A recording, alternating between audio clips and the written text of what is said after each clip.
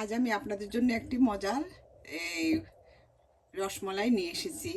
এই রসমালাই রেসিপি সহ আমাকে অনেকে রিকোয়েস্ট করেছে যেন আমি এই রসমালাইটা যেন আবার আমার পেজে দিই।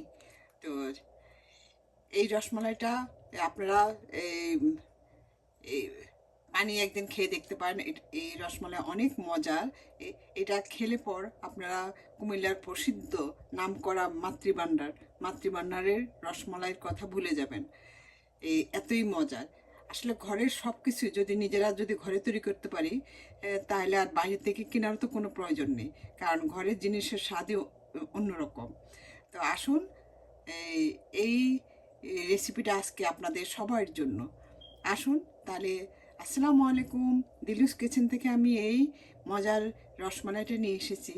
তা আসুন, এই রসমালাইটা কীভাবে আমি বানাবো তাহলে আবার একটু কষ্ট করে দেখে নেওয়া যাক। তাহলে বিসমিল্লাহ করে আমরা এখন আরম্ভ করব। আসুন তাহলে আরম্ভ করা যাক। এই মিষ্টিটা বানাতে হলে পুরো রেসিপিটা আপনাদেরকে দেখতে হবে। কালারটা কত সুন্দর দেখে নিন। রসমালাইয়ের জন্য আমি এখানে 2 কেজি দুধ ভালোভাবে ফুটিয়ে এখন এটাকে ছানা তৈরি করব। যে আমার দুধটা ফুটে গিয়েছে, আমি এই চুলাটা নিভিয়ে দিচ্ছি।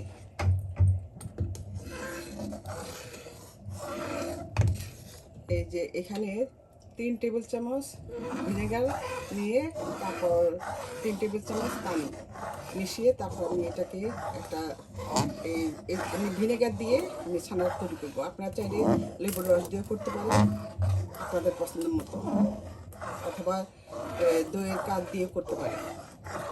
আমার এখন আমি চুলাটা নিভিয়ে দিয়েছি। এখন আমার দুধটা একটু সামান্য একটু ঠান্ডা হলে পর আমি ছানাটা ভিনেগারটা দিয়ে ছানাটা ছানা দুধের মধ্যে ভিনেগারটা দিয়ে দিচ্ছি।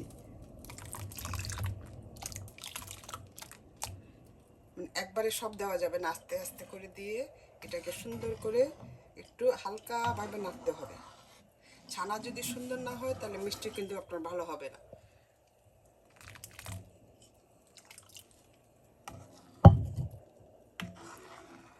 আস্তে আস্তে আমি সবগুলি, আমার ছানাটা হয়ে গিয়েছে। এখন আমি একটা পাতলা একটা সুতির কাপড় এরকম এই যে দেখুন, পাতলা সুতির কাপড় আমি একটু ভিজিয়ে একটা ছাপের উপর নিয়ে নিয়েছি। এখন আমি ছানাটা আস্তে আস্তে ঢেলে দেব। এই যে এখন ঠান্ডা পানি দিয়ে আমি এই ছানাটার উপর ঠান্ডা পানি দিয়ে এটাকে ভালোভাবে ধুয়ে নিব, যেন যে টক টক ভাবটা চলে যায়। তারপর আমি এটাকে একটু পানিটা ঝরিয়ে নিব, কিছুক্ষণ ঝুলিয়ে রাখবো, ঘন্টা 2 মতো। আপনারা চাইলে যতক্ষণ এটাকে চেপে আমি ঝুলিয়ে রাখবো। তারপর আমি মিষ্টিটা তৈরি করি। যে এইটাকে আমি এখন কিছু ঘন্টা 2 আমি পানিটা এটা ঝুলিয়ে রাখবো, তখন এভাবে পানিটা পরে ছানাটা একদম সেট হয়ে যাবে। এখানে আমি 2 কেজি দুধ নিয়েছি। 2 কেজি দুধকে আমি জাল দিয়ে ঘন করে 1 কেজি করে ফেলবো। আর সাথে আমি মানে হাফ কাপ গুঁড়া দুধ দিয়ে দিব। আমি আর কোনো মিষ্টি দিব না, কারণ দুধ যত ঘন করবেন দুধটা ততই মিষ্টি হয়ে যাবে। তো মিষ্টি দেওয়ার কোনো প্রয়োজন নেই, কারণ আসলে মিষ্টি দিলে খেতে কিন্তু বেশি মিষ্টি হলে কিন্তু মিষ্টি জিনিস খেতে ভালো লাগে না। তো এই দুধের আইটেমে মিষ্টিটা কম হলে খেতে অনেক ভালো লাগে। আমি এখন দুধটাকে জাল দিয়ে ঘন করে নিচ্ছি। এই দুধটা জাল দিয়ে আমি এখন অর্ধেক করে নিয়েছি। এখন আমি এই হাফ কাপ গুঁড়া দুধ অল্প অল্প করে দিয়ে দিচ্ছি। আর গুঁড়া দুধ না থাকলে দুধের পরিমাণ আর একটু বাড়িয়ে তারপরে এটাকে ঘন করে নেবেন। আর আমি 2 টেবিল চামচ চিনি ক্যারামেল করে তারপরে দিয়েছিলাম, একটু কালারটা সুন্দর আসার জন্য। মেশানো হয়ে গেছে দুধটা। এই যে আমার ছানা রেডি। এই দেখুন আমার ছানাটা রেডি। এখানে আমি এই 2 চা চামচ গুঁড়া দুধ আর 1 চা চামচ চিনি নিয়ে আমি এখন এগুলিকে সবগুলিকে একসাথে মিশিয়ে নিব। আর আপনারা চাইলে এই একটু সামান্য সুজি অথবা ময়দা দিতে পারেন, 1 চা চামচ সুজি অথবা ময়দা দিতে পারেন। তা আমি এখন এটাকে ভালোভাবে মাখিয়ে নিব। এই দেখুন আমার ছানাটা কতটা সুন্দর হয়েছে, এই যে দেখুন। এখন এটাকে সুন্দর করে, আর খুব বেশি মাথা যাবে না, আমি এইভাবে হাতের এই তালুটা দিয়ে এটাকে এইভাবে মিশিয়ে নিতে হবে, যেন কোনো দানা দানা না থাকে।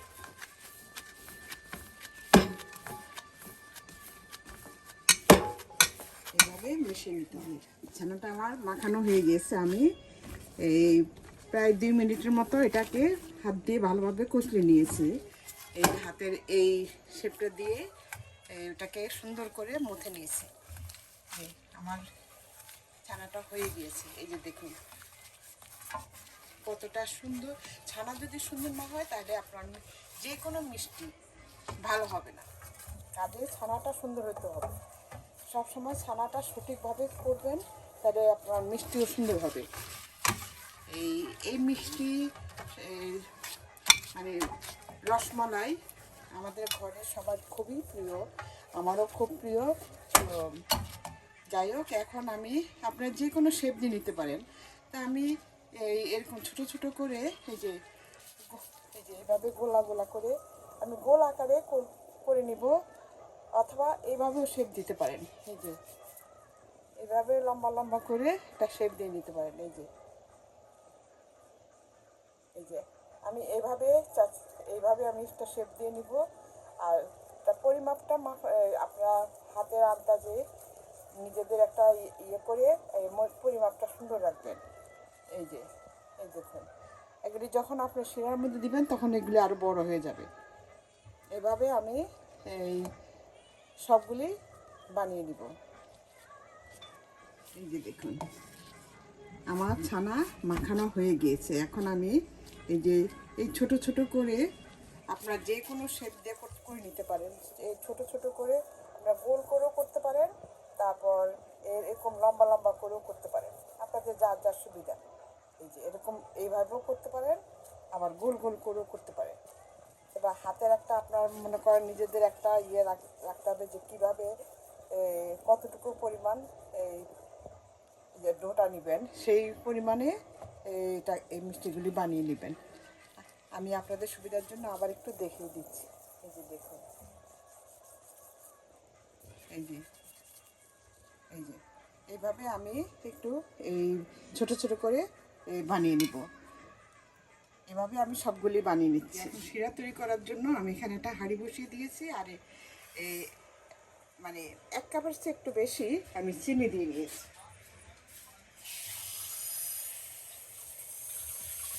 এখন আমি পানি দিব 2 কাপ।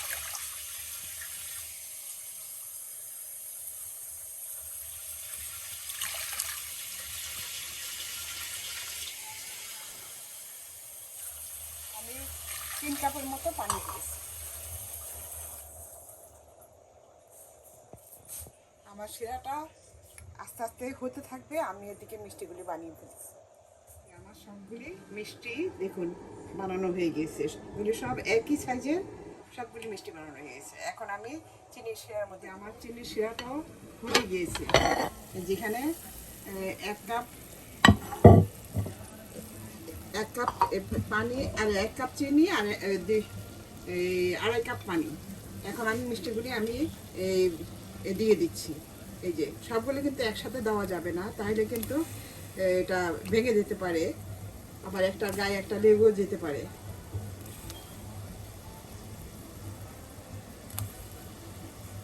এই যে এভাবে আমি সবগুলি দিয়ে দিচ্ছি। এই যে আমার সবগুলি সবগুলি মিষ্টি দেওয়া হয়ে গেছে। এখন আমি একটা ঢাকনা দিয়ে ঢেকে দিচ্ছি। আগুনটা কিন্তু একটু বাড়িয়ে দিতে হবে, কারণ এখন সুন্দর মতো যেন ফুটে এই মিষ্টির উপর দিয়ে পানিটা গড়িয়ে যায়। তো যখন 2-3 বার একটু ফুটে আসবে, তারপর আগুনটা মিডিয়াম হিটে দিয়ে দিতে হবে। এভাবে আমি 10 মিনিট পর আমি আবার একটু চেক করব, কারণ অনেক সময় মিষ্টি পানিটা যদি একটু হয়ে যায়, ঘন হয়ে যায়, তখন আর একটু পানি মিশিয়ে দিতে হবে। 5 মিনিট পর আমি মানে মোট 10 মিনিট পর আমি আবার ফিরে আসলাম। এই দেখুন, আমার মনে হচ্ছে চিনি শিরাটা একটু হচ্ছে, একটু পাতলা করা দরকার। এই যে আমি উপরে হালকা একটু গরম পানি দিয়ে দিচ্ছি। একবারে কিন্তু দেওয়া যাবে না, যে গরম পানি দিয়ে দেবেন। দিয়ে এখন আমি আবার ঢেকে দেব, ঢেকে আরও 5 মিনিট রাখবো, টোটাল 15 মিনিট। আমার মিষ্টিগুলি হয়ে গিয়েছে। মিষ্টিটা কত সুন্দর হয়েছে, মানে কোনো ভাঙে নাই, ফাটে নাই। এইভাবে আপনারাও বানিয়ে আমার রেসিপি যদি ফলো করেন, তাহলে আপনারাও এরকম মজার মিষ্টি বানিয়ে ফেলতে পারবেন। এই যে দেখুন কতটা সুন্দর হয়েছে। এখন আমি চুলাটা নিভিয়ে দিচ্ছি। এই শিরার মধ্যে আমি যাদের সময় আছে ওরা মনে করেন এই 5-6 ঘন্টা এই শিরার মধ্যে রেখে দিবেন, তাহলে এই মিষ্টিটা মিষ্টিটার মধ্যে শিরাটা ঢুকবে ভালো। তো আমি এখন কিছু ঘন্টাখানিক আমি মিষ্টি এই শিরার মধ্যে রেখে দিব। এই যে মিষ্টিটা আমার হয়ে গিয়েছে। এই যে ঠান্ডা হওয়ার পর আমি প্রায় 2 ঘন্টার মতো আমি শিরার মধ্যে ভিজিয়ে রেখেছিলাম। তো এটা এখন ছেঁকে এই যে দেখুন শিরাটা নিয়ে নিয়েছি। এটা আমি ফেলবো না, এটা দিয়ে আমি হালুয়া তৈরি করব, সুজির হালুয়া বানিয়ে ফেলবো। এখন এটা আমি দুধের মধ্যে দিয়ে দেখুন মিষ্টিগুলাকে আমি এখন দুধে দিয়ে দিচ্ছি। দেখুন আমার মিষ্টিটা কতটা রসালো এবং কতটা এই যে সফট। এইভাবে আপনারাও বানিয়ে দেখতে পারেন। এই এই যদি মানে আপনার দোকানের রসমালাই থেকে ঘরের রসমালাই যে কত মজার, একবার এভাবে আমার রেসিপিটা যদি ফলো করেন তাহলে বুঝতে পারবেন। তাহলে আর কখনো বাইরে থেকে রসমালাই মানে মিষ্টি কিনে খেতে হবে না, এতটাই মজার। আর আমি সবসময় একটু মিষ্টিটা কম দেওয়ার চেষ্টা করি। এই আপনারা চাইলে আর একটু বাড়িয়ে দিতে পারেন। আমি কারণ আমাদের ঘরে মিষ্টি বেশি হলে খেতে পারে না। এই যে দেখুন আমার মিষ্টিটা দেখতে কতটা লোভনীয় এবং কতটা সুন্দর, এটা খেতেও খুবই অসম্ভব মজার।